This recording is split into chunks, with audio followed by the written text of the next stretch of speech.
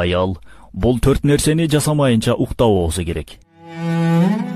Bir жолу Алланын элчиси саллаллаху алейхи ва саллям аялы Айша разияллаху анхага: "О Айша, бул 4 нерсени аткарбай, Куранды толук окубай, менин жана пайгамбарларымдын шапаатына ылайык болбой, бардык момундардын ыраазчылыгын албай, ажылыкты өтөмөйүнчө уйкуга жатуучу болбо" деди.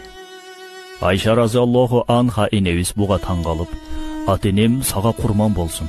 Булардын бардыгын аз убакта аткара албайм да" дейт.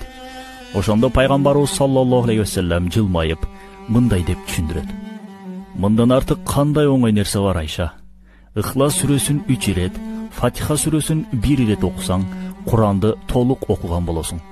Мага жана башка пайгамбарларга салават айтып, биздин шапаатыбызга татыктуу болосуң.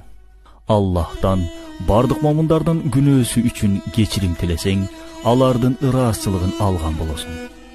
Субханаллахи валхамдулиллахи ва ла илаха иллаллаху, ла шарика лаху лахул мулку ва лахул хамду, ва хува ала кулли шайин кадир" зикирин айтып, сен ажылыкка барган болосуң деди.